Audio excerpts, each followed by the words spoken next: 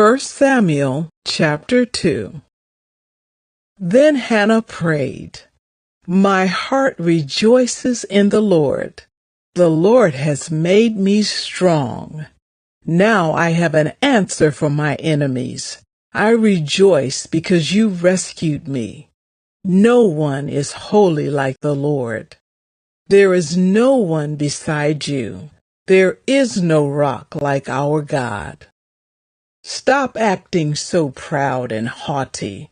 Don't speak with such arrogance, for the Lord is a God who knows what you have done. He will judge your actions. The bow of the mighty is now broken, and those who stumbled are now strong. Those who were well fed are now starving, and those who were starving are now full. The childless woman now has 7 children, and the woman with many children wastes away. The Lord gives both death and life. He brings some down to the grave, but raises others up. The Lord makes some poor and others rich. He brings some down and lifts others up. He lifts the poor from the dust and the needy from the garbage dump. He sets them among princes, placing them in seats of honor. For all the earth is the Lord's, and he has set the world in order. He will protect his faithful ones, but the wicked will disappear in darkness. No one will succeed by strength alone. Those who fight against the Lord will be shattered. He thunders against them from heaven. The Lord judges throughout the earth. He gives power to his king. He increases the strength of his anointed one. Then Elkanah returned home to Ramah without Samuel, and the boy served the Lord by assisting Eli the priest. Now the sons of Eli were scoundrels, who had no respect for the Lord or for their duties as priests. Whenever anyone offered a sacrifice, Eli's sons would send over a servant with a 3-pronged fork. While the meat of the sacrificed animal was still boiling, the servant would stick the fork into the pot and demand that whatever it brought up be given to Eli's sons. All the Israelites who came to worship at Shiloh were treated this way. Sometimes the servant would come even before the animal's fat had been burned on the altar. He would demand raw meat before it had been boiled so that it could be used for roasting. The man offering the sacrifice might reply, "Take as much as you want, but the fat must be burned first."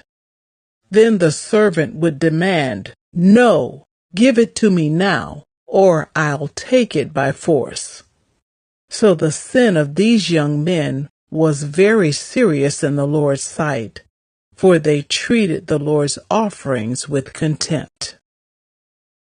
But Samuel, though he was only a boy, served the Lord. He wore a linen garment like that of a priest.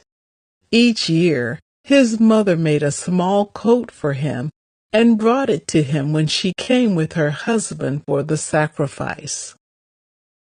Before they returned home, Eli would bless Elkanah and his wife and say, "May the Lord give you other children to take the place of this one she gave to the Lord." And the Lord blessed Hannah, and she conceived and gave birth to 3 sons and 2 daughters. Meanwhile, Samuel grew up in the presence of the Lord. Now Eli was very old, but he was aware of what his sons were doing to the people of Israel. He knew, for instance, that his sons were seducing the young women who assisted at the entrance of the tabernacle. Eli said to them, "I have been hearing reports from all the people about the wicked things you are doing. Why do you keep sinning?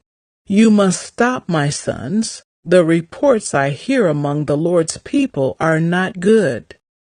If someone sins against another person, God can mediate for the guilty party. But if someone sins against the Lord, who can intercede? But Eli's sons wouldn't listen to their father, for the Lord was already planning to put them to death. Meanwhile, the boy Samuel grew taller and grew in favor with the Lord and with the people. One day a man of God came to Eli and gave him this message from the Lord. I revealed myself to your ancestors when they were Pharaoh's slaves in Egypt. I chose your ancestor Aaron from among all the tribes of Israel to be my priest, to offer sacrifices on my altar, to burn incense, and to wear the priestly vest as he served me. And I assigned the sacrificial offerings to you priests. So why do you scorn my sacrifices and offerings? Why do you give your sons more honor than you give me? For you and they have become fat from the best offerings of my people Israel.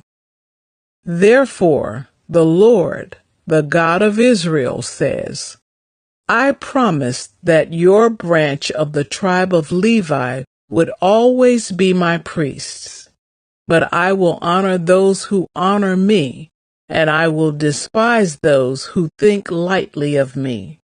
The time is coming when I will put an end to your family, so it will no longer serve as my priests. All the members of your family will die before their time. None will reach old age.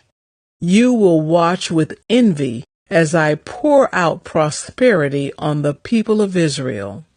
But no members of your family will ever live out their days.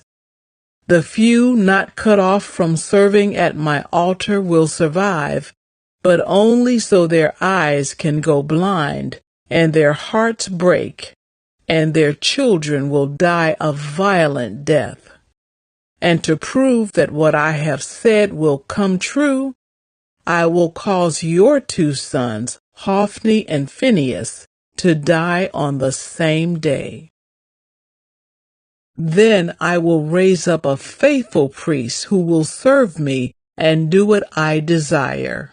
I will establish his family, and they will be priests to my anointed kings forever.